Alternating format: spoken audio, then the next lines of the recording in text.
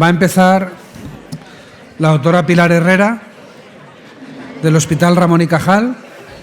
Cambiado de hospital. ¿Hemos cambiado de hospital a última hora? Sí. Sí, ya está bien. Muy bien. Entonces, bueno, vamos a empezar ya con la escuela, controversia sobre la inducción y el trasplante, y con un caso clínico que sí que te pido, Pilar, si puedes ceñirte a los 10-15 minutos, ¿vale? Mejor 10 que 15. De un paciente mayor de 70 años con LMA de novo. LMA de novo, no sé cómo lo has interpretado, pero en principio sería que no es secundaria, porque el caso anterior era LMA secundaria. Entonces, nada, bienvenida, Pilar, y muchísimas gracias por aceptar la invitación. Nada, pues nada, gracias a vosotros y espero poder acabar la charla. Ya veis también mi catarro. Bueno, presento ya, voy directo a presentaros el caso, espero que os resulte de interés. Os presento aquí a nuestro paciente, a Bernardo, un varón de 74 años, con antecedentes, bueno, pues una cardiopatía isquémica de hace años que no tenía mayor seguimiento actualmente, una hipertrofia de próstata y una dilipemia con el tratamiento, bueno, pues adiro, la rosuvastatina y doxazoxina, es decir, que nada importante.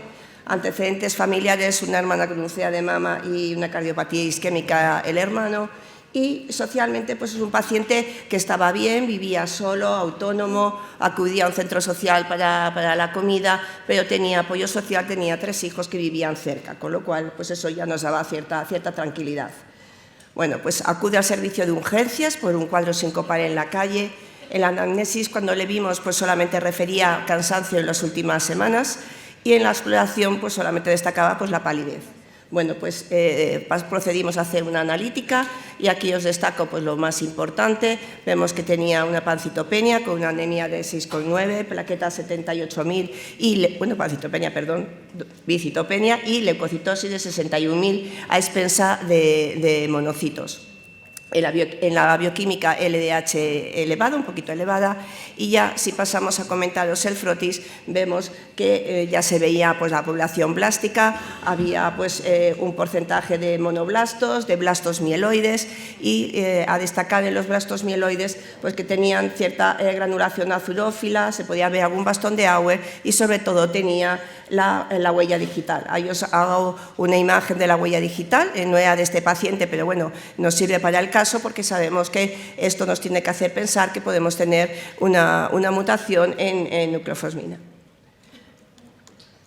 Ya con este frotis, obviamente, pues pasamos a realizar el estudio de médula ósea, en el que en el aspirado pues lo que se ve una población de mielomonocítica, una M4 por la FAB. En el estudio de inmunofenotípico pues vemos que tenemos esas dos poblaciones, una mieloide y otra monocitoide, y si ya pasamos al estudio de genética, pues es una leucemia con un cariotipo normal, en la que no tenemos pues Corbin factor, son negativos, pero sí es FLT3 y TD positivo.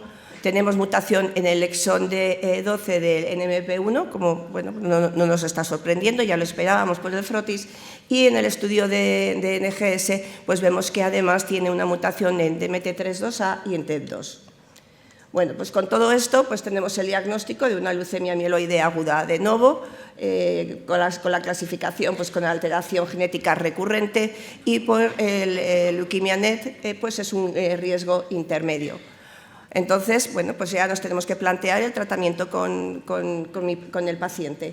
Entonces, es un paciente, bueno, fit, quiero decir, es una paciente que estaba bien, pero tiene una edad cronológica mayor de 70 años, con lo cual lo que tenemos claro que nuestro objetivo es la máxima eficacia, pero siempre controlando la toxicidad. Entonces, para ello, vamos a pasar la valoración geriátrica integral. Nosotros en el servicio tenemos las enfermeras que pasan a todos los pacientes con indicación de tratamiento agudas o linfomas, bueno, a todos los pacientes menores de 65 años se les pasan las escalas, un poquito para saber su situación, pues desde el Charlson al Battle, bueno, pues un mini-mental, bueno. Y resumiendo, este paciente nos daba que estaba fit, es decir, que estaba bien y que podía asumir un tratamiento activo.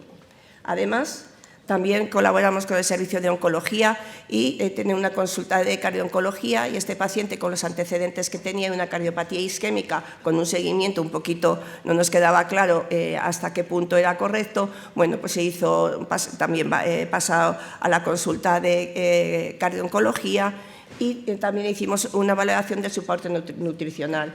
Inicialmente se le evalúa a todos los pacientes, algunos pueden necesitar soporte en el momento del diagnóstico o a lo largo del seguimiento, así que son, bueno, pues, todo lo que hacemos habitualmente en el contexto de inicio de tratamiento.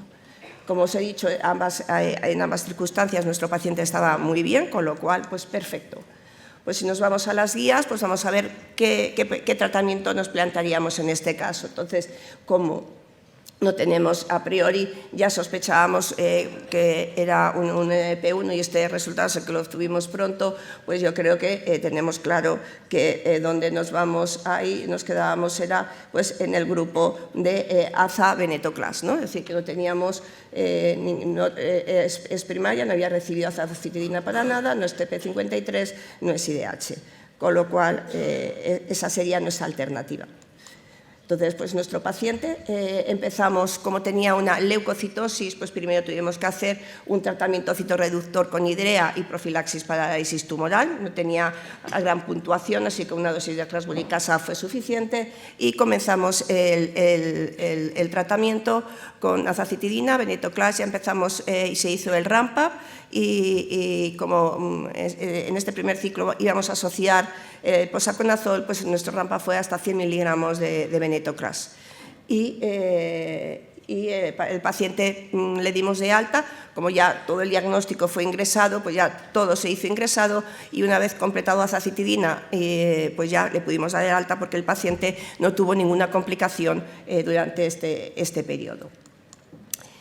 Si bien nosotros hicimos el tratamiento que era el que nos ponía la guía, tenemos que saber que además, siendo NMP1, pues yo creo que ha sido un tratamiento particularmente adecuado para este paciente, porque sabemos que las leucemias NMP1 son muy sensibles a venetoclax. Entonces, un aza-venetoclax podría considerarse un tratamiento dirigido para esta mutación, es decir, que particularmente indicado para nuestro paciente.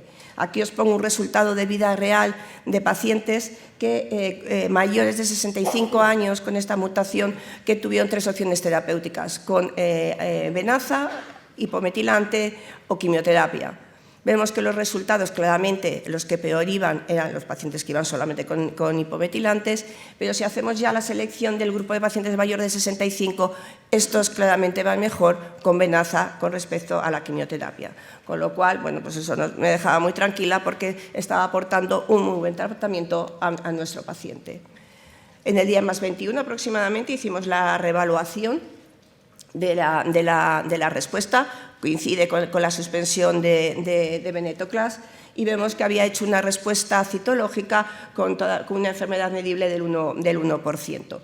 En este momento sí que tuvimos cuantificado el NMP1, bueno, todavía positivo, pero bueno, era el primer ciclo. Tampoco en este caso nos va a aportar demasiado, en teoría. Cuestión que una vez suspendido y sabiendo que el paciente estaba en respuesta, pues esperamos a que tuviese una recuperación hemoperiférica, y hizo una muy buena recuperación, es decir, que también puedo considerar que el paciente hizo una respuesta hematológica.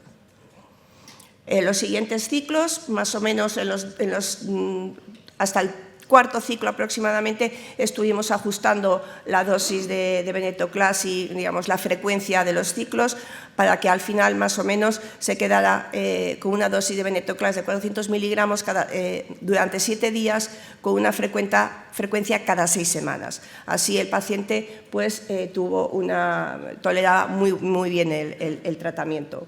Las reevaluaciones se hicieron, pues según tenemos en las guías, al 4º y al 6º mes, en el que vimos que se mantenía la respuesta citológica, y de hecho fue profundizando en la enfermedad residual. Y por eso el seguimiento de los transcritos pues no se hizo. El tratamiento, bueno, pues sabemos que el venaza se mantiene el tratamiento hasta que hay pérdida de respuesta o hay toxicidad. Sabemos que la enfermedad mínima residual tiene impacto en la recaída, pero en estos casos pues no se realiza porque no tiene impacto a la hora de cambiar la estrategia terapéutica. Es decir, que en estos pacientes, pues si la consiguen bien y si no, técnicamente no tenemos otras alternativas. Pero bueno, aquí os muestro cómo sí puede tener algún sentido monitorizar la enfermedad mínima residual. Es una muestra, son muy poquitos pacientes, pero bueno, se está abriendo una puerta. Esta es una comunicación de unos pacientes que por motivos varios suspendieron el tratamiento de venaza y se comparó con otro grupo de pacientes que mantuvo el tratamiento. Entonces vemos que la suspensión del tratamiento, en los pacientes que suspendieron el tratamiento, el riesgo de recaída, la duración de la supervivencia sin recaída y la supervivencia, no hubo diferencias. Es decir, que no fue tan mal. Entonces, el subgrupo de pacientes que parece que se podría beneficiar más son aquellos que tuviesen un tratamiento más de un año, que adquirieran una respuesta completa y fuesen NMP1 o IDH. Es decir, que bueno, yo creo que esto nos está abriendo puertas al seguimiento o al tratamiento de estos pacientes. Bueno, yo sigo contando el caso de Bernardo. El tratamiento casi 2 años, con 18 ciclos, como os he dicho, los toleró muy bien, no necesitaba, una vez que entramos en respuesta apenas necesitó transfusiones. La toxicidad más importante fue una neutropenia grado 3-4 que duraba menos de 7 días con los ciclos y tuvo un ingreso hospitalario por VRS y ya está. Hasta que, pues eso, pasado casi 2 años, uno de los ciclos, la neutropenia fue más prolongada y más profunda, con lo cual, y no se recuperaba, con lo cual, ante la sospecha de que el paciente hubiese recaído, pues hicimos una nueva médula ósea y efectivamente se confirmó que teníamos una recaída morfológica. Pero en el estudio molecular que también se hizo en la recaída confirmamos que seguía siendo FLD3 positivo. Por lo tanto, pues claro, teníamos ya la estrategia para tratamiento del rescate de este paciente con gilteritinib, ¿no? Y además aquí podemos ver en un subanálisis del estudio Admiral cómo los pacientes, particularmente con NMP1 y DMT3 de NMP1, que era nuestro paciente, tenían altas probabilidades de conseguir respuesta. Con lo cual, pues al ataque mis valientes, pues empezamos con gilteritinib 120 miligramos al día. Pues aquí controlamos pues, inicialmente pues, el tratamiento, pues, el síndrome de diferenciación y el electro por aquello del alargamiento del QT, pero el tratamiento lo fue tolerando bien. Aquí sí que no hubo toxicidades grado 4, pero sí que el paciente ya lo teníamos un poquito más cansado y sobre todo algún requerimiento transfusional. Hicimos una evaluación en el día 30 del primer ciclo en el que mantenía todavía enfermedad, tenía un 8% de blastos, pero había bajado con respecto al diagnóstico de la recaída y mantenía pues, unas citopenias en el hemograma que se mantuvieron y por eso, bueno, lo que podíamos decir es que al final, después del ciclo 3 volvimos a hacer una médula ósea y ahí sí que ya disminuyeron el número de blastos, pero el hemograma no terminó de recuperarse, es decir, que conseguí una remisión, una respuesta citológica sin recuperación hemoperiférica. El paciente se mantenía estable, transfundía de vez en cuando podía ser cada 8 semanas, no mucho más, con lo cual pues ahí le mantuvimos, pero claro, sabemos que esto en algún momento se nos iba a acabar y a los 10 meses nuevamente, en este caso sí que ingresa por neutropenia febril, una neutropenia nuevamente profunda, grado 4, hacemos médula ósea y volvemos a certificar que el paciente ha vuelto a recaer. Entonces ya en estas circunstancias, ¿qué hacemos? Tenemos pues, bueno, tratamiento paliativo, digamos, ya estamos con 77 años largos, es decir, que bueno, el paciente cada vez un poquito mayor, con este ciclo ya vemos que ya se nos ha agotado un poco, pero seguía estando bien, tenía todavía un ECOG grado 1. La otra opción pues, sería de citabina, fármacos que no había usado hasta ahora, o ensayos clínicos.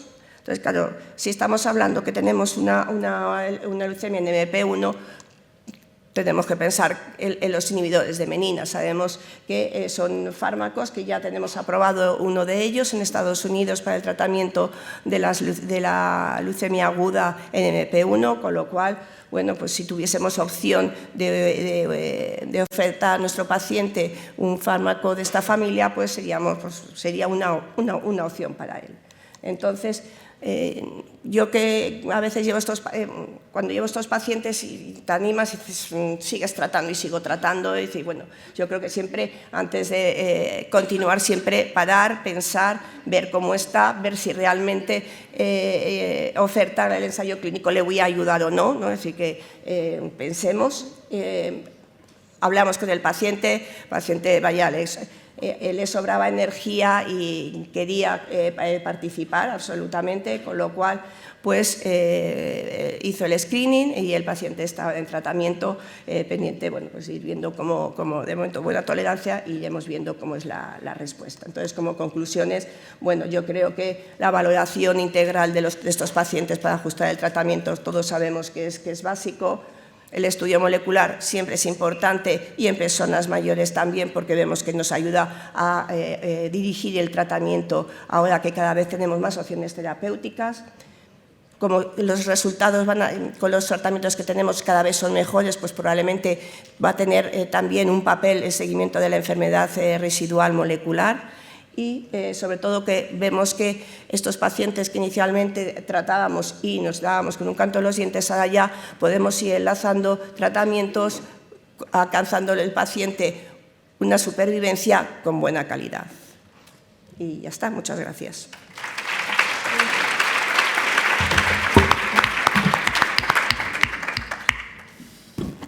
Hacemos al final un debate, si te sientas aquí con nosotros.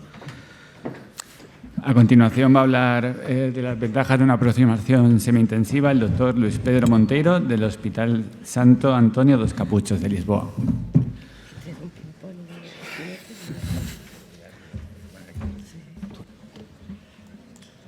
So I'm going to speak in English because I don't feel confident enough to speak in Spanish. I'm very happy to be here. Thank you to Dr. Monsinus for inviting me.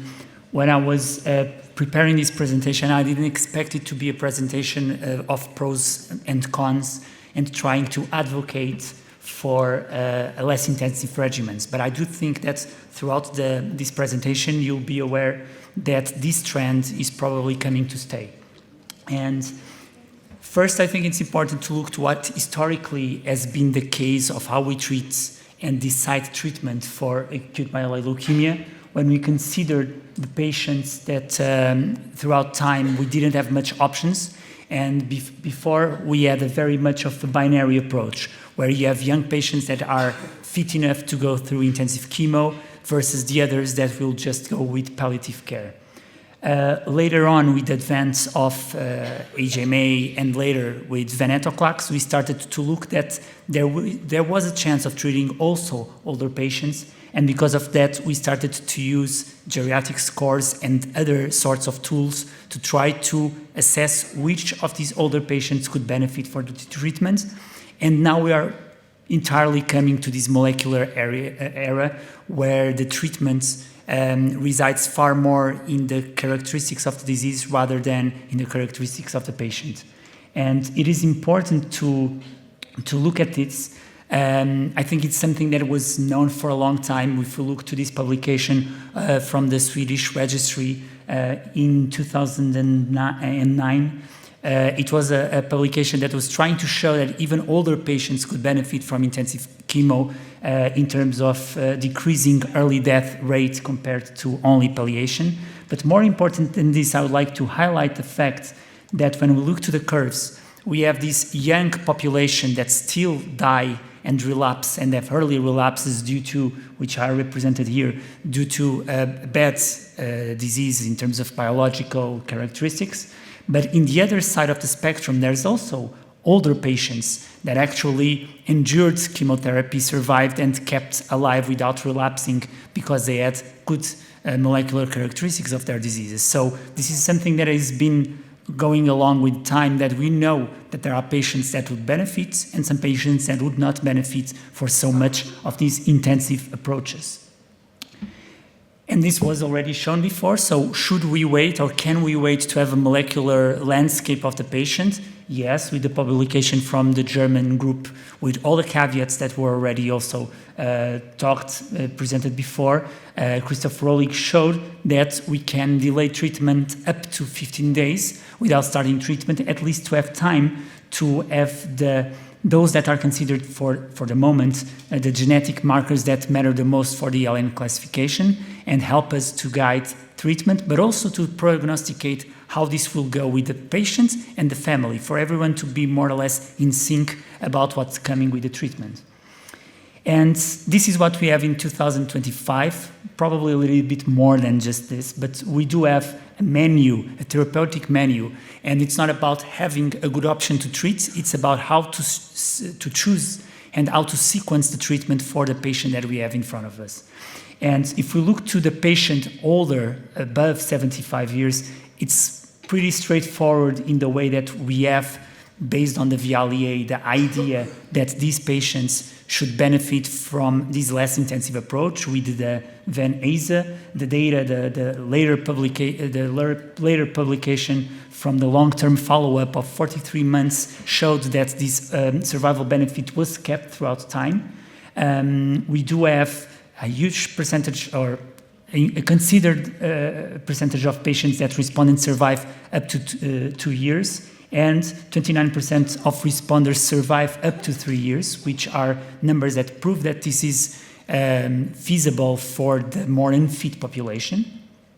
But then we have this gray area that we still are not very sure how to deal with when we have patients in between 65, 70, 75 years old. We can consider CPX-351 as one of these intensive regimens, but the truth is that some real-world data lack to prove the benefit compared to Ven/Aza for this older population. So we have here data that was published by Matthews showing that combining Ven/Aza and comparing it with CPX-351 in terms of the outcomes of the population, even though we have more patients that were in the academic setting for the Vyxeos, we have younger patients in the Vyxeos arm. Still, in terms of overall survival, there was not much of a difference. And this is something that should also be looked at in the future when we move on, if we move on more with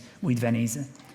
And then we have the younger part of the population. We have patients below 65 years old. We have the intensive chemo. We have 7+3. Is this still the gold standard? Is this still the backbone that we're going to give to our patients?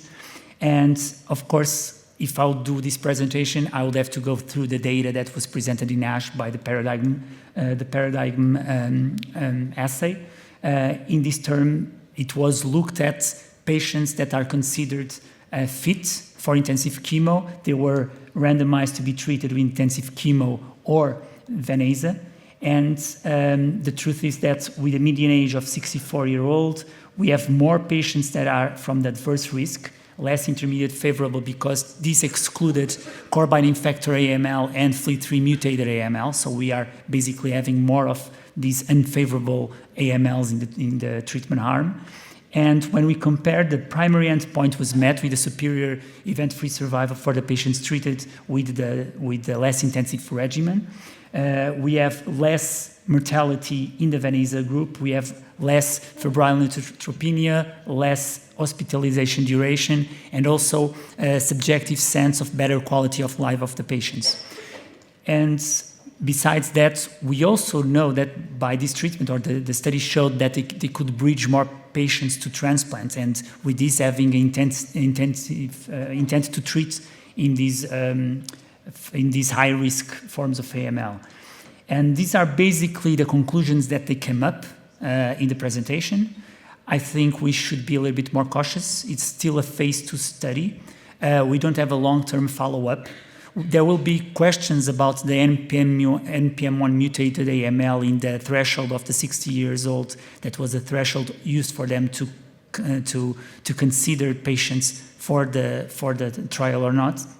And also a very important aspect that was not looked at yet is the MRD assessment. And I think here MRD is very important. We all are aware of how important it is as a prognostic factor and how it's becoming important as a predictive factor also, based on meta-analysis published by Nicholas Short that showed that event-free survival and overall survival is better in MRD-negative patients. This is something that was clearly seen across different techniques of MRD measurements, different depth levels of MRD still kept this difference.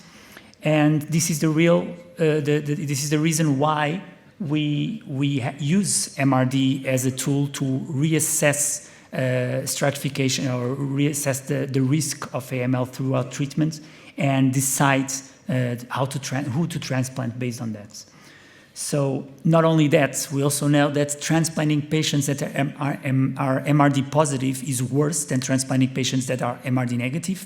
And this is not just by intensifying conditioning in the transplant that we can overcome this problem. Perhaps having maintenance post-allo will help, but this clearly shows that we should bring patients to a MRD negative state before transplant.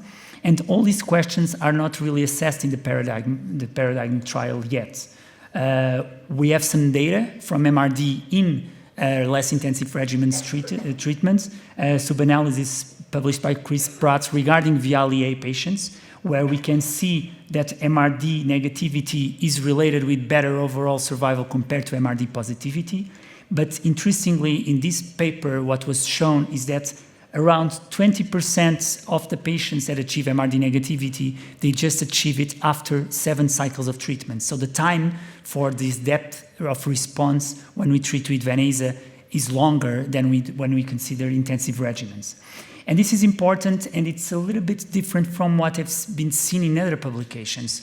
If we look to real-world data for older patients that were treated with the intention of a transplant, older patients with HMA-Ven bridging to transplant, we have MRD negativity of up to 49% of these patients.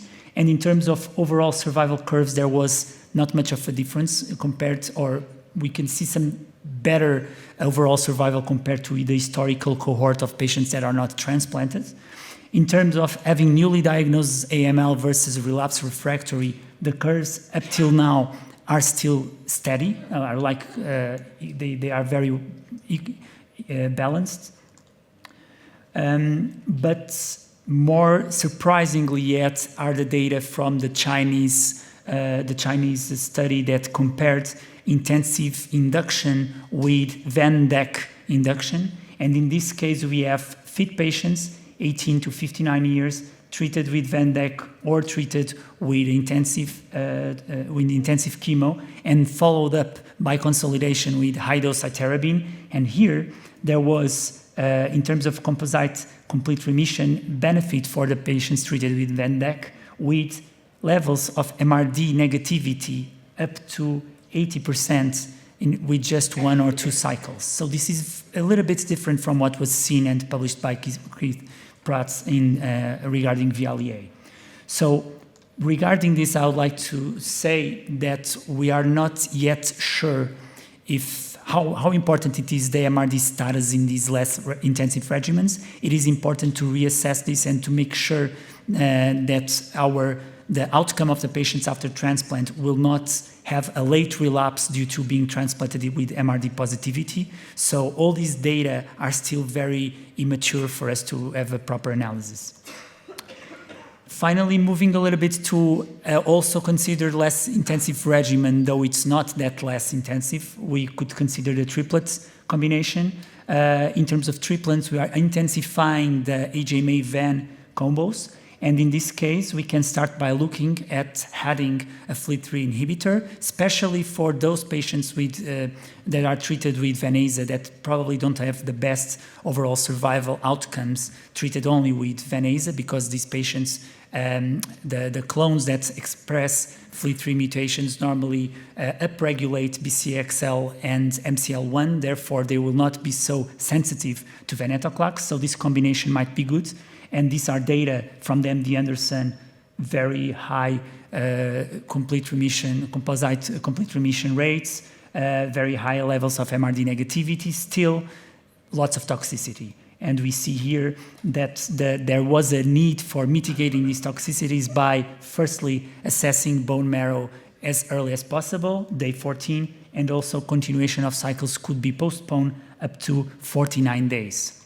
The problem of myelosuppression might not be so big if we consider combination therapy with IDH inhibitors. In this sense, we have some data that showed a good capacity of eradicating the IDH mutant clone, but still there are some relapses coming later on with IDH wild type. So there's still more time and data to be further looked at for us to understand if this triplet combination is going to make the difference. And of course, finally talking a little bit about the NPM1 mutated and KMT2A rearranged AMLs in the setting of menin inhibitors. Here the data from the revumenib combo with Azavan that we can see here also very high composite complete remissions. In those that have remitted, we have very high levels of MRD negativity. This might be extremely important and interesting for the patients that that have a KMT2A rearranged disease. More dubious of how this is going to take place when we have good options for the treatment of NPM1 mutated AML in the young patients. And so I think that the triplets are still in a state that we cannot consider that they can work as a functional cure. Probably we will need more data to assess this, but at the moment, if we would consider which is not recommended outside of clinical trial, but if we would consider any kind of this approach, we would have to think of them as a bridge towards transplant, because that's the only curative approach that we have for these patients. And ending, this could be kind of an algorithm for the future of the treatment of AML, in which the trend is to have a niche population of AML patients that will be treated with intensive chemo, whether the rest of the core the backbone treatment will be less intensive regimens, having or not targetable agents, and having more of a personalized treatment. Thank you very much.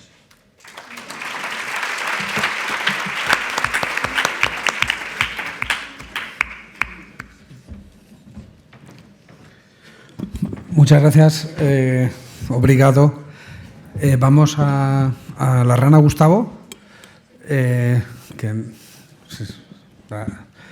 ahí, Jorge Labrador, que es del Hospital General Universitario de Burgos y que nos va a decir, seguimos insistiendo con el 3+7, a menudo soso. Bueno, a mí me ha tocado la clase de historia. A ver, ¿dónde le doy aquí?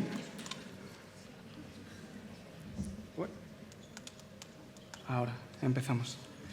Bueno, pues os voy a hablar de algo tan novedoso como la inducción con 3+7. Pero esto es más importante de lo que parece, porque al fin y al cabo el tratamiento de la leucemia aguda se construye sobre un hecho histórico muy concreto. Y es que antes de la década de los años 70, pues la leucemia mieloide aguda era prácticamente incurable, casi había alguna respuesta esporádica y todos los pacientes se morían en muy poco tiempo. Hasta que en el año 1973 ocurre algo que lo cambia todo. Y es que, gracias se publica este trabajo del grupo del Dr. Holland, en el cual, mediante la combinación de daunorubicina 45 miligramos metro cuadrado y citarabina 100 miligramos metro cuadrado, lo que todos conocemos como el 3+7, se obtienen un 63% de respuestas completas.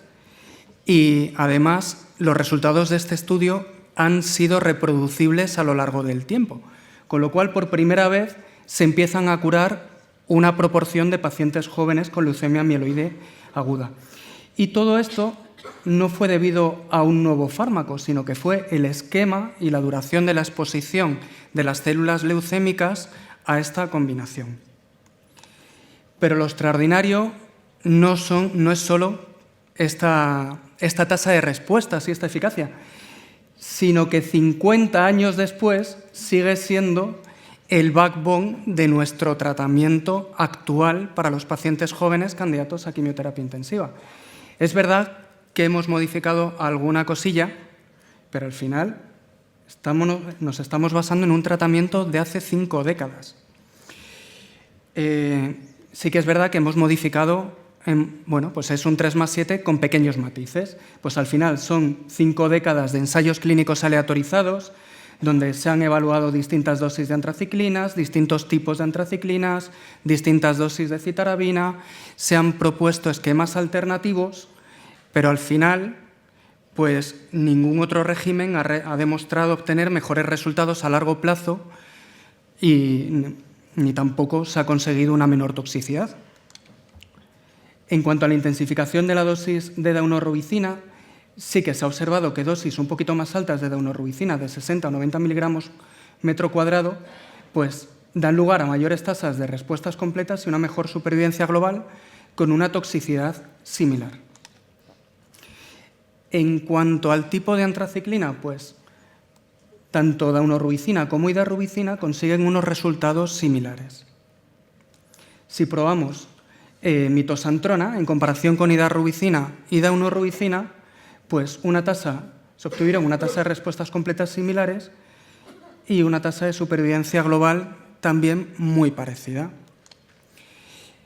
Y con la citarabina pues ocurre algo muy parecido. Se comparó 100 miligramos frente a 200 miligramos metro cuadrado y como vemos pues no hubo ningún tipo de diferencia. Y en cuanto al uso de dosis altas de citarabina en la inducción, pues bueno, se ha observado una mayor toxicidad, pero no se ha traducido en una mayor supervivencia global de los pacientes.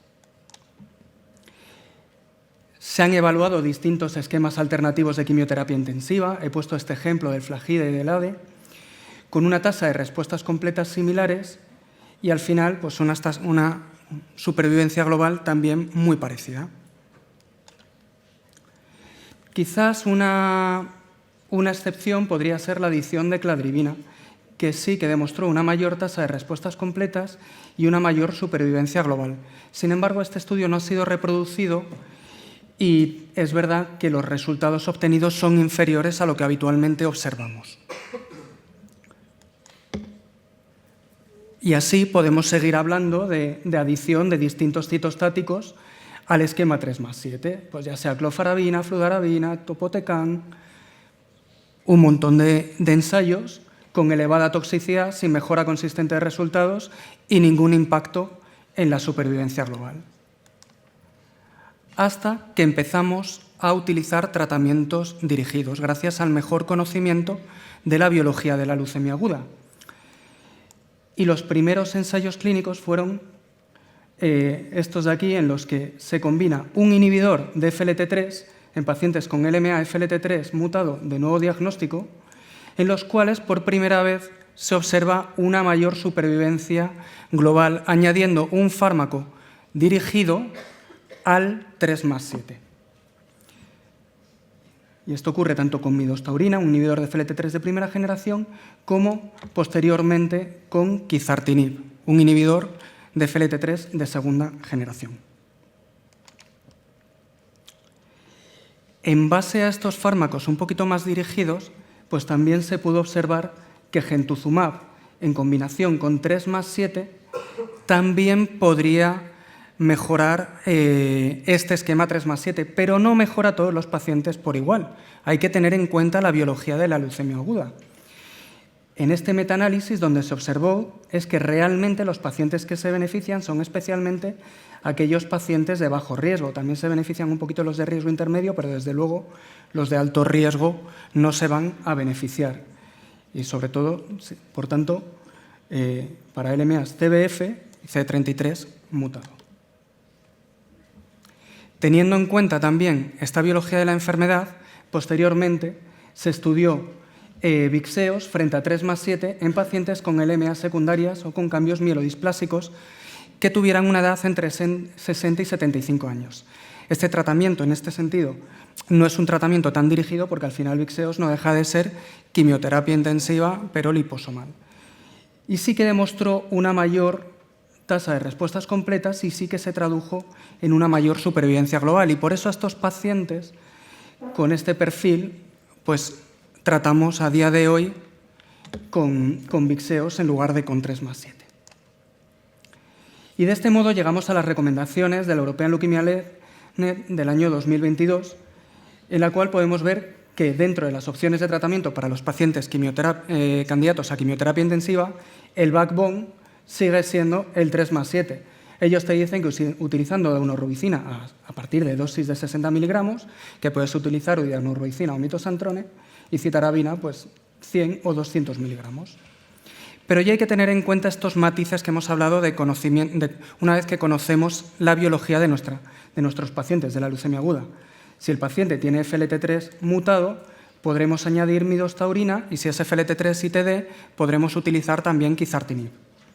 En pacientes con citogenética favorable, pues podremos añadir genituzumab y en aquellos pacientes entre 60 y 75 años que tengan una leucemia secundaria con cambios relacionados con mielodisplasia, sustituiremos el 3+7 por VYXEOS. ¿Y hacia dónde nos dirigimos? Pues vamos a intentar traducir este conocimiento de la biología de la leucemia para intentar mejorar los resultados de nuestros pacientes.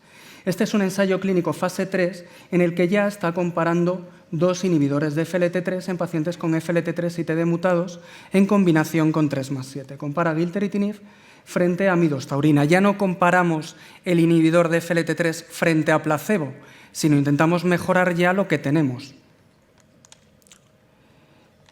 Otro estudio muy interesante es el recientemente publicado por el grupo PETEMA, que es este fase 2 en el que compara quizartinib, un inhibidor de FLT3 de segunda generación, frente a placebo en combinación con 3+7, pero para pacientes con FLT3-ITD no mutados. Y aquí ya estamos hablando de un cambio de paradigma. Aquí ya estamos buscando cómo el uso de inhibidores de FLT3 podrían tener un papel más allá del tratamiento de solamente a los pacientes con FLT3-ITD mutados. Y vemos cómo efectivamente se demuestra un mayor beneficio en la supervivencia global. Este es un ensayo clínico fase 2, pero ya está en marcha y en reclutamiento activo el ensayo clínico fase 3, que esperemos confirme estos resultados. Y más allá de la inhibición de FLT3, pues estamos intentando utilizar nuevas dianas terapéuticas en inducción, pero utilizando el mismo razonamiento, es decir, unir un inhibidor biológico al 3+7, es decir, no estamos tampoco inventando nada nuevo. En este caso, pues serían en los pacientes con LMA, NPM1 mutado o reordenamientos de KMT2A, pues hay ensayos clínicos con distintos inhibidores de menina, como pueden ser bleximenib, revumenib, ziftomenib, y también se están evaluando en combinación con 3+7 pues inhibidores de IDH1 e IDH2, tanto ivosidenib como enasidenib. Y hay distintos ensayos clínicos en marcha que nos dirán si efectivamente pues, se obtiene una mayor supervivencia global con este planteamiento. Un cambio de paradigma, quizá, a este estudio le voy a dedicar un par de minutos, aunque ya lo ha mencionado, se ha mencionado en la charla anterior, es este que compara 3+7 o VYXEOS frente a azacitidina y venetoclax en pacientes con leucemia mieloide aguda de alto riesgo que no tengan FLT3 mutado. Seguido posteriormente, que sean candidatos a quimioterapia intensiva y posteriormente consolidación con trasplante alogénico. Se observó una mayor tasa de respuestas y hubo una mayor proporción de pacientes que llegaron al trasplante alogénico en el grupo que recibió venaza frente al grupo que recibió quimioterapia intensiva. Los eventos adversos graves y la mortalidad precoz fue también más baja con el tratamiento semi-intensivo de venaza frente a la quimioterapia intensiva, pero a día de hoy todavía no se ha logrado una mayor supervivencia global. Es verdad que el seguimiento todavía es corto y no deja de ser un estudio fase 2 que habrá que seguir evaluando, pero por lo menos ya estamos empezando a hablar de otra cosa, que no sea solo añadir algún inhibidor al 3+7. Y entonces ya, como conclusiones, pues el 3+7, aunque sea aburrido, sigue siendo el backbone del tratamiento de inducción en pacientes candidatos a quimioterapia intensiva. Durante más de 50 años, ningún esquema intensivo ha demostrado un beneficio superior en supervivencia global, salvo el aumento de la dosis de antraciclinas. Las guías de la European Leukemia Net del 2002 siguen basándose en el 3+7 con pequeños ajustes según la biología de la leucemia. Por tanto, el problema no era la intensidad, sino la biología de la enfermedad. De esta manera, el tratamiento de inducción ya no es exactamente el mismo para todos.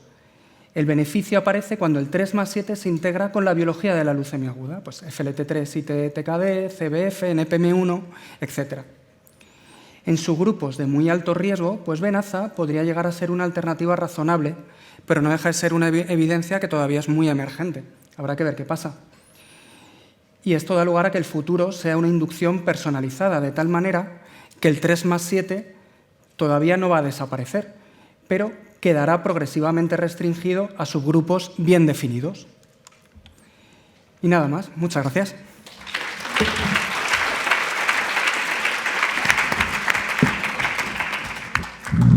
Gracias por el repaso, Jorge. Y vamos a acabar, bueno, al final vemos que semi-intensiva o intensiva solo lo juramos con trasplante, parece, ¿no? ¿No? Y nada, vamos a hablar del papel del trasplante, a ver si ha cambiado con las nuevas terapias dirigidas. Que nos lo va a presentar Pilar Lloret de la FE.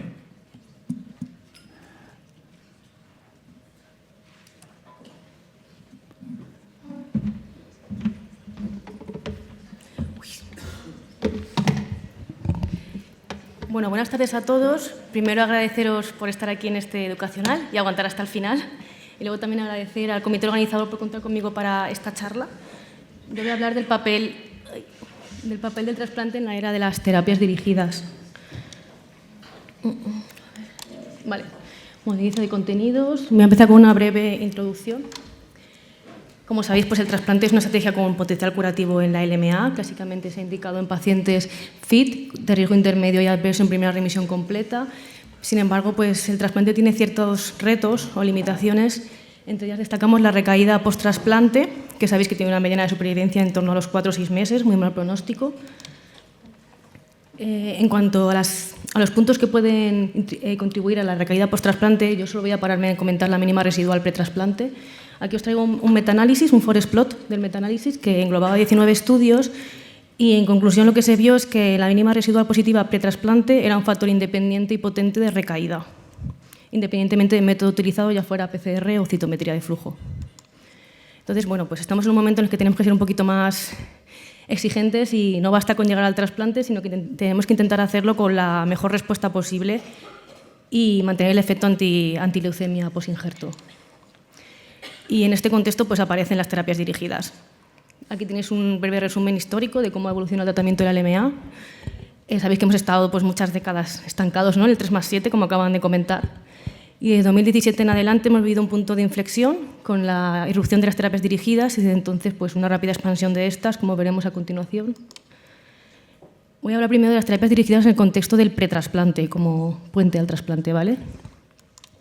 Voy a empezar hablando de los niveles de FT3. Aquí tenéis una tabla resumen de los niveles de FT3 según generación. Primera generación más multiquinasas, o sea, menos selectivos, y segunda generación más selectivos. Vale, voy a hablar del midostaurin, del quizartinib y del tritinib. Primero el midostaurin, sabéis que fue el primero que recibió la aprobación y es el que tenemos más experiencia clínica todos nosotros.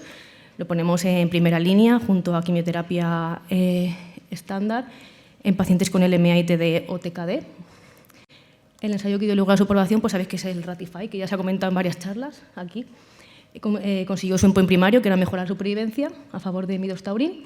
Y lo importante también de este ensayo es que es verdad que el grupo que mayor beneficio obtuvo fueron los pacientes que, aparte de midostaurin, recibieron luego un trasplante en primera remisión completa. Y este estudio no contempló la opción de mantenimiento post-trasplante, así que esta parte no quedó estudiada, analizada. Luego tenemos el gilteritinib, que sabéis que también está aprobado y lo ponemos ya en LMA resistente, refractaria, en monoterapia, que tenga mutación en TKD o ITD. El estudio que dio luego a su aprobación fue el Admiral. También pues, cumplió su endpoint primario y lo más importante es que sirvió como una terapia puente más eficaz que la quimioterapia de rescate estándar y por lo tanto pues, más pacientes pudieron hacer el trasplante con el gilteritinib. Esto es importante porque son pacientes refractarios de mal pronóstico. Y además este ensayo también contempló la opción de mantenimiento post-trasplante. Luego tenemos el quizartinib, que es el más recientemente aprobado por la EMA. Sabéis que lo podemos poner en el LMA con mutación en ITD, en primera línea, con quimioterapia estándar. Y el ensayo que dio luego a su aprobación fue el Quantum First. Aparte de cumplir pues, el endpoint primario, también se asoció el quizartinib a mayores tasas de remisión completa y sobre todo con respuestas moleculares más profundas, es decir, con mayor tasa de mínima residual negativa. Si os fijáis, un 14% de los pacientes de la rama quizartinib obtuvo una mínima residual indetectable versus un 7% en la rama placebo, por tanto, pues, respuestas de mayor calidad. Os he traído del Quantum First un subanálisis que se publicó recientemente, es un estudio post-hoc que evalúa el impacto del trasplante y su interacción con quizartinib, ¿vale? Dentro de la población del Quantum First. Entonces, lo que se ve tanto en las curvas de Simon-Makuch, que pues, sabéis que modelan el trasplante como una variable de tiempo dependiente, como en el análisis multivariante de la supervivencia global, pues lo que se puede resumir es que el quizartinib fue un factor independiente de mejoría de la supervivencia global, independientemente de realizar un trasplante o no. O sea, el beneficio es intrínseco de la terapia dirigida. Sin embargo, sí que se observó que el beneficio era máximo cuando se combinaban ambas terapias. Bueno, de todo esto podemos concluir que los inhibidores de FLT3 convierten al trasplante en una estrategia más potente. Primero, hay más pacientes trasplantables que pueden llegar al trasplante, mejores respuestas pre-trasplante de mayor calidad y potencialmente menos recaídas post-trasplante. Luego, muy brevemente, os voy a comentar los inhibidores de meninas. Sabéis que bueno, están dirigidos contra NPM1 y contra reordenamientos en KMT2A. Aquí pongo una tablita de resumen con los principales inhibidores de meninas en investigación. Solo voy a hablar del revumenib. Sabéis que se aprobó por la FDA recientemente. El estudio que dio lugar a su aprobación, por la EMA no, ¿vale? El estudio que dio lugar a su aprobación fue el AUMEN 101, fase 1-2 abierto, que bueno, como resultado se vio una tasa de remisiones completas en torno al 30% y lo que me parece más relevante, unas respuestas profundas con una tasa de mínima residual indetectable del 70%. Además, sirvió como puente al trasplante, ya que el 40% de los pacientes respondedores de la cohorte KMT2A pudo proceder a un trasplante, lo cual también, pues, otra vez, como con el gilteritinib, es muy importante porque son pacientes pues, refractarios y de mal pronóstico. Y luego este ensayo también contempla en el protocolo realizar un mantenimiento post-trasplante, pero aún no tenemos datos preliminares en este contexto.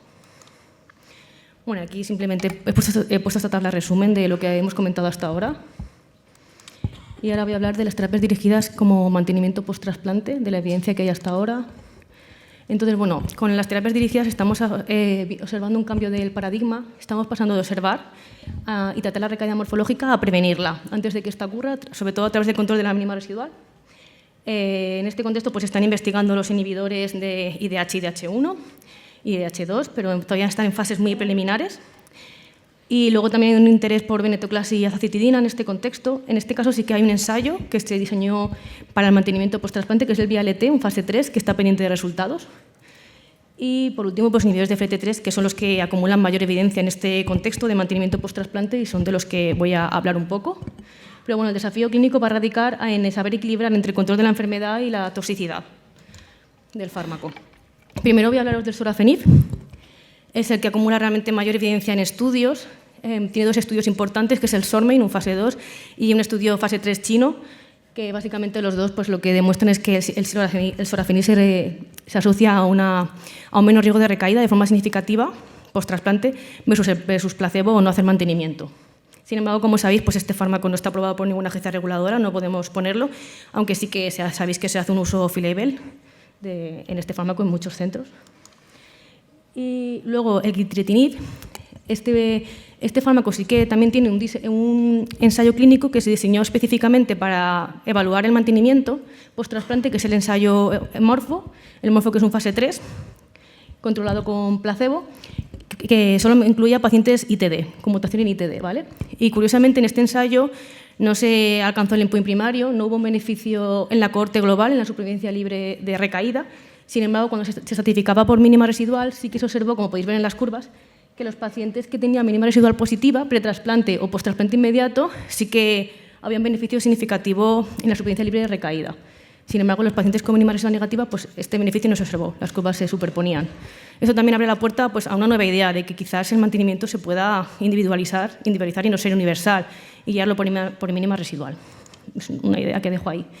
Y luego ya, para terminar con el mantenimiento post-trasplante, os traigo este metaanálisis que me ha parecido interesante, que se publicó recientemente, que habla sobre la eficacia y la toxicidad en el mantenimiento post-trasplante con inhibidores de FLT3. Engloba en total 700 pacientes de 4 estudios, que son los que hemos comentado hasta ahora. Y en resumen se observa que el mantenimiento con inhibidores de FLT3 se asocia de forma significativa a un menor riesgo de recaída y menor riesgo de muerte. Sin embargo, esto tiene un coste, que es que también se asocia de forma significativa a prácticamente más del doble de toxicidad hematológica y un aumento ligero, pero sí que significativo del riesgo de ICR crónica. Aquí lo mismo, os pongo un resumen de la evidencia hasta ahora. Del quizartinib, que no he comentado, es verdad que el Quantum First sí contemplaba hacer una terapia de continuación después del trasplante, pero el ensayo no fue diseñado específicamente para evaluar el mantenimiento post-trasplante. Aunque como sí que se observa un beneficio global de mantenimiento, sí que la EMA sí contempla su uso en ficha técnica post-trasplante, ¿vale? Y luego de midostaurine también hay un estudio en fase 2, el RADIUS, pero que no llegó a cumplir su endpoint primario, solo según una tendencia favorable, y por eso no tiene su aprobación ahí. Entonces, ya estas son las conclusiones para terminar. Pues yo creo que estamos viviendo un momento en que las terapias dirigidas están cambiando como la estratificación de riesgo de algunos pacientes que clásicamente han sido de alto riesgo hacia un riesgo más intermedio, con un posible impacto directo en las indicaciones de trasplante.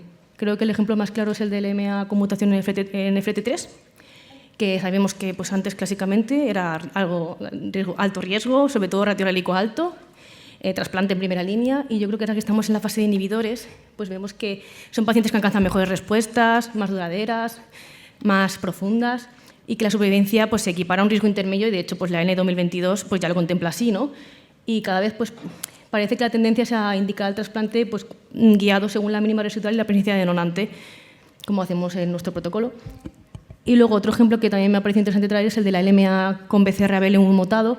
Son pacientes que eran de muy mal pronóstico, clásicamente, muy mal pronóstico, y ahora en la era de los ITKs pues sabemos que tienen respuestas más profundas, más duraderas, la supervivencia se equipara a un riesgo intermedio, como también sabéis de la última enmienda del LMA Flow con el score AMOL-FIT. Pero bueno, estos pacientes sí que aún recomendamos consolidar con un trasplante siempre que sea posible. Y ya por último traigo esto, nada, un minutito, traigo este estudio, que es un estudio que hemos mandado ahora a publicar, que es sobre el impacto del trasplante, el impacto clínico del trasplante en primera remisión completa y su interacción con quizartinib dentro del estudio KIWI, ¿vale? Es decir, pacientes con FLT3 y TD negativo. Entonces, lo que se ve en cuanto a resultados, si os fijáis en las curvas de Simon McCutch, es que vemos que el grupo que peor va es el grupo que no lo recibe, que es placebo y sin trasplante, y luego el quizartinib va bien tanto en pacientes con trasplante como sin trasplante, ¿vale? Sobre todo en la supervivencia global, vemos esto claramente. Y lo mismo, en el modelo de Cox se ve lo mismo, que el quizartinib se asoció de forma significativa a una mejoría tanto de la supervivencia global como de la supervivencia libre de recaída. Sin embargo, el trasplante no se asocia a un beneficio significativo en la supervivencia global. Y en la DFS, o sea, en la supervivencia libre de recaída, solo se asoció a una tendencia numérica no significativa. Es decir, que el trasplante sobre todo tuvo un papel en la recaída, pero no en la supervivencia global. En el análisis multivariante se confirman los mismos resultados, es decir, el quizartinib se mantiene de forma independiente como un factor pronóstico favorable, tanto para recaída como para supervivencia global. Entonces, como conclusiones, las terapias dirigidas han aumentado la accesibilidad al trasplante, permitiendo que más pacientes lleguen al trasplante con respuestas más profundas, de mayor calidad. Ha facilitado también una mayor individualización de la indicación y el momento del trasplante. El mantenimiento post-trasplante con inhibidores de FLT3 se está consolidando como una estrategia eficaz orientada a prevenir la recaída post-injerto en los pacientes con LMA FLT3 mutado, y que la incorporación de terapias dirigidas junto a quimioterapia estándar junto a una certificación adecuada del riesgo basado en la genética y la mínima residual posconsolidación, podría mejorar los resultados sin necesidad de indicar de forma universal el trasplante alogénico, al menos en la población del kiwi. Y como conclusión final, pues en la era de las terapias dirigidas, el trasplante no desaparece del todo, sino que se vuelve más preciso, más eficaz y más selectivo. Y eso es todo. Muchas gracias.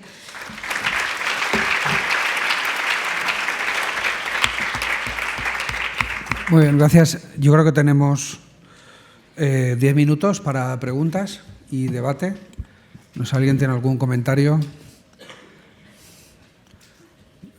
El doctor Carlos Rodríguez, creo que está allí, al fondo. Este es el de gafas.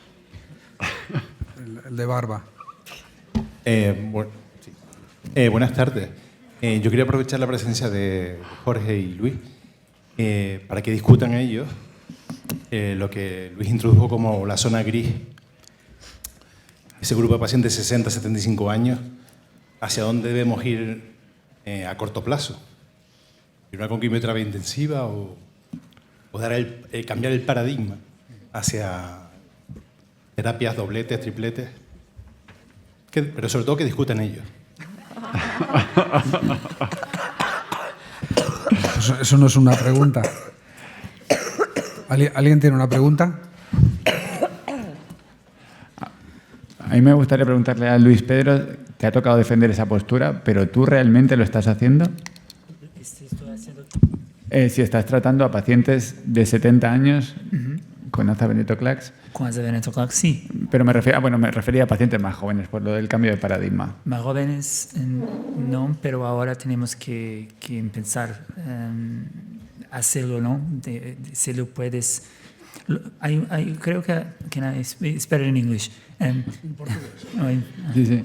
I think that there's also other mutations that we have to assess, especially in these older frail patients, that we also should consider, because it's not only about intensify or de-intensify for venase, but also if they have P53 mutation and the type of P53 mutation that they have. There are patients that probably would not benefit even with the doublets, and they would probably just want to do azacitidine if something. But in terms of our practice, if we are changing our practice based on this, I think that for the high-risk patients, that is something that we will not be entirely sure at the beginning unless we have the karyotype very soon, because we will not have NGS on time. Probably is not going to change right away. I think it's not going to happen. Yes. Pero el problema es qué es high-risk patient, porque tampoco lo sabemos. Según LN22, 222, pues high-risk es ya la mitad. Si miramos el AMOLFIT u otros scores o refinamientos del LN22, baja bastante la frecuencia cuando se considera el número de mutaciones relacionadas con la displasia, ¿no? Entonces, y luego también el estudio Paradigm no deja de ser un ensayo fase 2 con bastantes pocos pacientes, 86 por rama, por lo cual hacer análisis de sensibilidad. Es decir, a mí me llama la atención que se saque la conclusión de no, en high risk patient, vamos a ver. Es que en la rama de aza-venetoclax del Paradigm tenían casi un 35% de pacientes en EPM1 mutado IDH2, el doble que en la rama de 3+7, ¿no? Esos son pacientes de riesgo favorable realmente, son quimiosensibles, tanto con aza-venetoclax como con 3+7. Entonces es un estudio que yo lo que recomendaría, esto es opinión personal de alguien que sabe quién es EPI y quién es Blas, ¿vale? O sea, bueno, EPI y Blas lo sabéis todos, pero Spinete o Don Pimpón hay que tener unos cuantos años. Yo creo que hay que ser prudentes y habría que hacer un fase 3 en condiciones, ¿no? Lo mismo que estamos haciendo ahora con el kiwi. Podemos coger y decir, no, mira, tenemos un nuevo paradigma con el kiwi, no sé qué. No, yo creo que esta es la voz del monstruo de las galletas. Hola, chicos.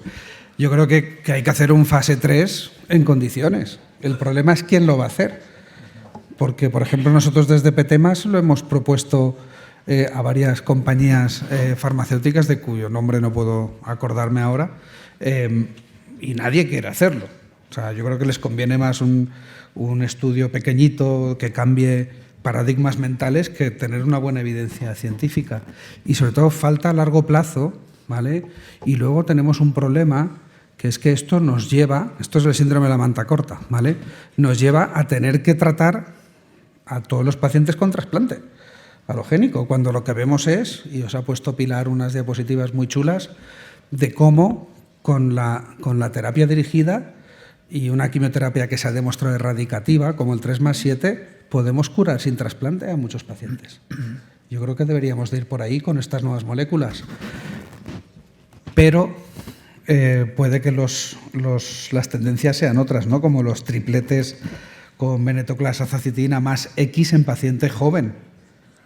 Pero para que sea un paciente crónico, ya sea porque le tienes que estar dando ciclos de triplete continuamente toda la vida, o porque le haces un trasplante alogénico y se convierte en un paciente crónico, ¿no? No sé qué pensáis, yo ya no voy a decir nada más. Es un tema... Yo creo realmente que un fase 2 no puede cambiar un paradigma, pero vamos, no creo lo que dices tú que no vayan a hacer un fase 3, lo tendrán que hacer. Si no lo harán los chinos, alguien lo va a hacer. Y habrá que ver. El problema de los chinos es lo de los cuentos chinos, ¿no? Pero que yo me los creo, ¿eh? O sea, me gustaría creérmelos, pero estamos en una maraña regulatoria en la que los chinos hacen ensayos regulatorios para China ahora, ni siquiera para el resto. Os pongo el ejemplo, hay un inhibidor dual de IDH que es de una compañía que se llama HUTCHMED, que es muy bien tolerado, mejor que los otros inhibidores que hay ahora mismo en Estados Unidos. Mejor tolerado y funciona para los dos, IDH1 y IDH2. Misma tasa de respuestas y mejor tolerabilidad. No van a hacer el ensayo regulatorio en Europa, van a hacerlo en China solo. Ese fármaco nunca lo vamos a tener aquí. Ya son un mercado más potente que nosotros. Aquí había una pregunta. Sí. Mira, Pau, entonces, a colación con lo que estáis comentando, ¿no? Porque con el tema del paradigma, si por ejemplo tuvierais un paciente, 72, 73 años, llega cariotipo complejo, le pondríais, y es un paciente completamente fit, ¿no? ¿Le pondríais azavenetoclax o sabiendo que es un cariotipo complejo que puede ser más quimioresistente? A ver, antes ha presentado Pilar un caso muy chulo, ¿vale? De Bernardo, sí. ¿vale? Nosotros a Bernardo, muy probablemente, si Bernardo es fit, le hubiéramos dado 3+7 quizartinib. Y tenemos Bernardos curados y no les estamos dando azavenetoclax ahí, pum, pum, pum, pum. Y además pueden recaer, obviamente, pero es que con un NPM1 que es quimiosensible, con midostaurino, quizartinib, sabiendo además que FLT3 es un factor de resistencia y recaen todos, tras azavenetoclax a ese paciente no les da una opción curativa realmente, si realmente lo merece. Un paciente de 72 años, con un cariotipo complejo, pues probablemente ahí... el problema que tenemos es que no trasplantamos por encima de 70, pero por una cuestión de política de recursos, porque si empezamos a trasplantar por encima de 70, los que podemos curar de menos de 70 los vamos a matar por aumento de la TRM, eso funciona así, ¿vale? En un centro de referencia que hace 120 halogénicos al año, es lo que hay. Entonces hay que hacer políticas, pero si no, probablemente lo trasplantaríamos, le daríamos un 3+7, mientras no se demuestre claramente en un estudio bien diseñado. A día de hoy, ¿qué es lo que haríamos con ese paciente? Pues si es un P53 de citabina oral o azacitina subcutánea, y si no es P53, bueno, es que cariotipo complejo el 80% van a tener P53, que son los que van mal de verdad. Pues si lo fuéramos a trasplantar, que no lo haríamos, sí que le daríamos caña, claro. Y la mortalidad a día de hoy en inducción no es la misma de hace 20 años, ¿eh? Seguro que llevo la contraria a todos. Jorge, ¿tú qué piensas de este paradigma? Que está bien para cambiar el tema de conversación, que llevamos 50 años igual, pero desde luego no cambia el estándar a día de hoy, por todos los motivos que se han dicho previamente. No deja de ser un estudio fase 2, pequeñito, con ciertas limitaciones. Está bien, pues porque estamos hablando de una cosa diferente, pero está bien para eso, para generar debate, yo creo, más que para cambiar el estándar de tratamiento a día de hoy, ¿eh? Si más adelante, con más tiempo de seguimiento, con estudios mejor diseñados, y más pacientes incluidos, se demuestra que efectivamente es mejor que el 3+7, pues habrá que cambiarlo. Pero a día de hoy yo creo que todavía es muy pronto. Y sobre todo que tengan los pacientes acceso homogéneo al tratamiento. Si ese medicamento es mejor, que todos los pacientes se puedan beneficiar. Que no estés ahí pendiente de si tu farmacéutico te lo aprueba o no te lo aprueba. Eso me parece una mala praxis.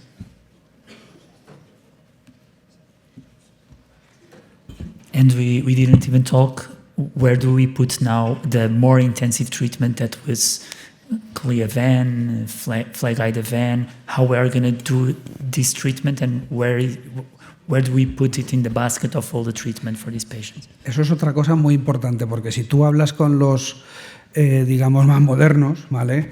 MD Anderson y, bueno, todos los americanos en general, en realidad ellos lo que van a defender no es de dar Azaven. Van a decir, vamos a darle Flagydaven o Cleavan.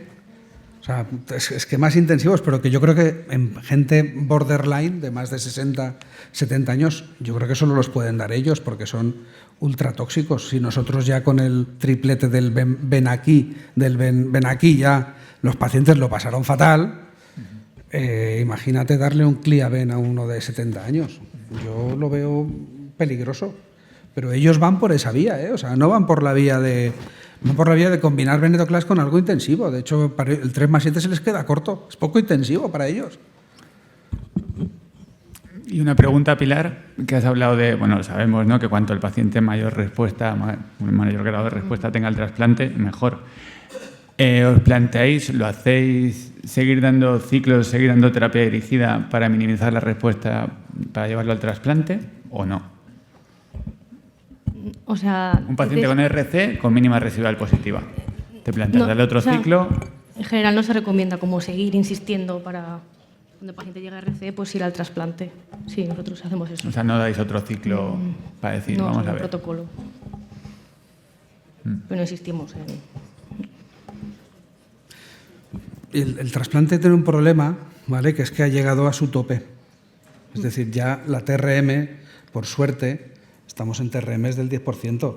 Hace 10 años, 15 años, estamos en TRMs del 25%. Claro, ahora sigue habiendo mucha toxicidad y sobre todo crónica. Pero es que el problema gordo del trasplante es la recaída y sobre todo que estamos seleccionando a pacientes de alto riesgo. Nos puede dar una falsa sensación de que no va tan bien como antes, pero porque trasplantamos a peores pacientes o con residual positiva. Ahora estamos seleccionando. Y este estudio del Kiwi, que yo espero que se publique pronto, del subanálisis, lo que demuestra es que con una buena selección, porque el protocolo no obligaba a trasplantar según esos criterios, pero la mayoría siguieron esos criterios, que es el protocolo PTEMA, pero dentro del Kiwi, ¿vale? Y se siguieron las indicaciones en general de mínima residual positiva, tras el segundo ciclo, riesgo intermedio basado en... Es decir, seleccionando bien los pacientes que vas a hacer el allograft, consigues precisamente que el allograft no sea un factor pronóstico independiente, ¿vale? Y añadiendo también una terapia dirigida. Hay una pregunta de Juan Bergua.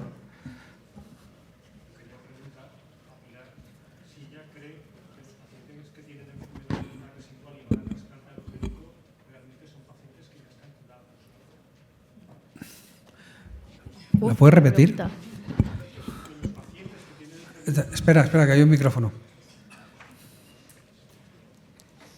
Si los pacientes que van a trasplante alogénico de médula ósea con enfermedad mínima residual negativa realmente están ya curados.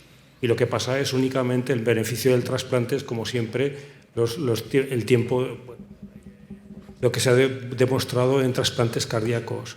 Y para Luis era preguntarle que en el Paradigm mostraba que la supervivencia global en las dos ramas era igual.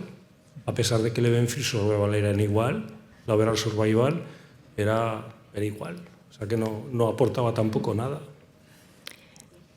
O sea, respecto a lo que me has preguntado a mí, que un paciente con mínima residual negativa que va a trasplante, pues yo creo que depende del riesgo de recaída posterior, ¿no?, del riesgo biológico de la propia enfermedad.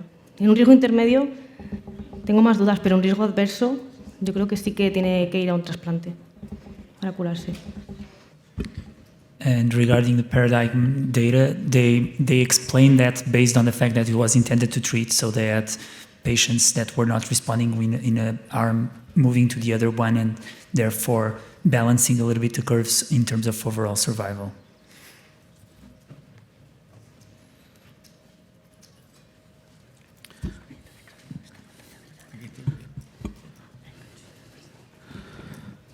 Bueno, también yo creo que has hablado del mantenimiento, Pilar, que yo creo que es una cuestión también importante. El mantenimiento post-trasplante, es decir, ¿hasta qué punto consideras tú vital para un paciente? Te voy a poner dos ejemplos. Primera línea, ¿vale? O que sea rescatado. En recaída, que tengan targeted. A día de hoy estamos hablando de inhibidores de FLT3 solamente. En primera línea, el inhibidor de FLT3 que tendríamos aprobado por EMA, otra cosa es el reembolso, pero aprobado por EMA sería quizartinib, en paciente FLT3 y TD mutado, se trasplanta y se puede mantener con esto post-trasplante. Y en recaída sería gilteritinib. ¿Hasta qué punto te parece a ti vital o tan importante, digamos, que estos fármacos se administren post-trasplante? ¿O crees que es un poquito basado en la evidencia que hay, tampoco es tan importante? Creo que no es un punto crítico, porque bueno, con el quizartinib realmente no se llegó a demostrar el beneficio del mantenimiento. O sea, está incluido porque en el Quantum First se hizo, pero en un paciente es que también no está exento de toxicidades. Entonces eso es lo que me da un poco de que al paciente le pones el quizartinib o el gilteritinib y hace toxicidades por mantenimiento. Por lo menos el gilteritinib que hemos visto nosotros en post-trasplante, sí. Entonces igual insistiría más en los que sí que tienen mínima residual positiva, post-trasplante o pre-trasplante. Ahí da un poco más de miedito, pero igual si se mantiene mínima residual negativa en el tiempo, no lo veo tan claro. ¿Y en una recaída también? ¿Crees que es importante? Una recaída me da más, no, en recaída me da más respeto no poner nada. Claro, sí, sí. ¿Y vosotros qué pensáis? Jorge, no sé si tienes experiencia con el mantenimiento con inhibidores de FLT3 post-trasplante.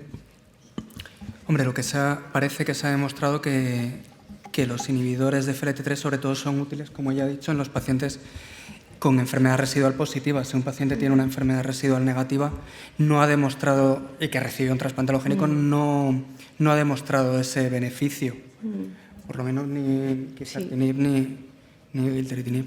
¿Verdad? Entonces, habría que yo insistiría en esos, en los que tienen la enfermedad residual positiva. Esto va un poco en la línea de lo que preguntaba, Juan, ¿no? De, oye, es un paciente con residual negativa. Pero es que esos pacientes se benefician del halogénico, pero no parece que se beneficien del mantenimiento, como yo lo veo. Sí, sí. ¿Opinión por aquí? Nosotros ¿Experiencia? Usamos sorafenib, que se tolera mal, ¿no? Pero bueno, lo usamos. Pilar. Nosotros, cuando utilizamos mantenimiento, damos fármaco en aquel paciente que sale con enfermedad mínima. Es decir, que eso es mantenimiento, no sé cómo llamarlo, ¿no? Así que, pero un paciente que está sin carga de enfermedad, no. Yo lo único, a mí me produce resquemor lo de basarme en la residual porque tiene su lógica. Pero claro, en los ensayos clínicos utilizan una NGS con una 10 a la menos 6. Entonces, no sé hasta qué punto tenemos que extrapolar esos resultados de ensayos. Yo creo que, a no ser que haya un motivo demostrado de mala tolerabilidad o exceso de toxicidad, y hablo de vida real, de un fármaco, yo creo que tenemos que ceñirnos al diseño del ensayo clínico. Es decir, no inventaría nada, ¿no? Y yo creo que especialmente en los pacientes relapse refractory, FLT3 mutados,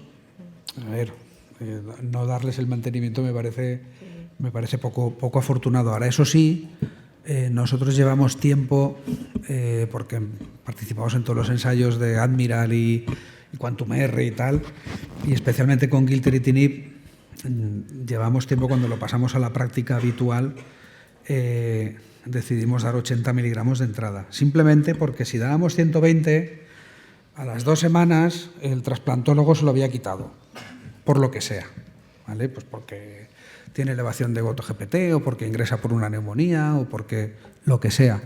y realmente empezando con 80 la tolerabilidad es buena y es lo que hacemos desde que es comercial. En el ensayo no podíamos hacer eso, ¿no?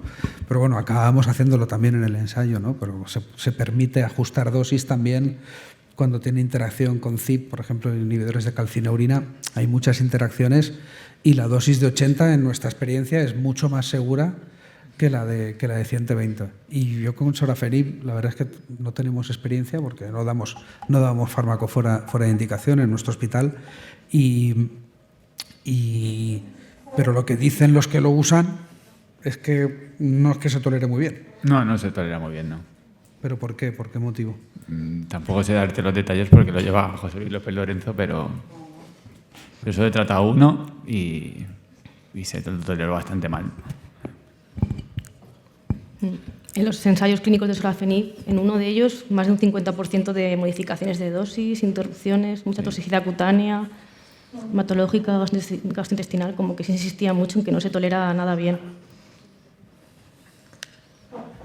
Yo no tengo experiencia.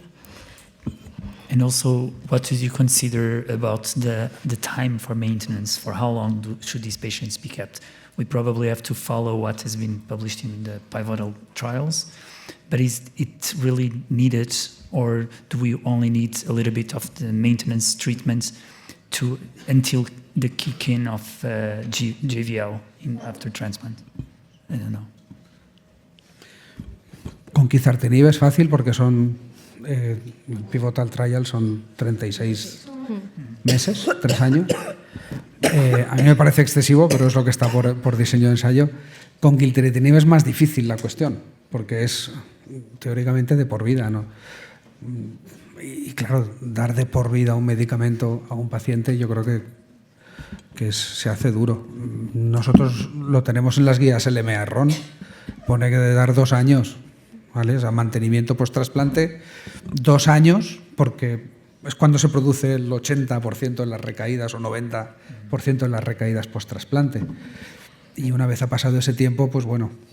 Pero vamos, por ficha técnica se puede dar de por vida, pero es tener a un paciente enfermo de por vida también, cuando igual se ha curado, aunque sea difícil. No. Bueno, yo creo que podemos acabar. Mañana tenemos el workshop, ¿vale? Y ahí lo que se van a presentar, yo creo que un montón de iniciativas científicas y de trabajos del grupo. Veréis cómo yo creo que aquí algo que nos caracteriza es que no somos el Parque Jurásico, ¿vale? Es decir, que la mediana de edad yo creo que debe ser ya de los viejos, ¿vale? De los que sabemos quién era Don Pimpón.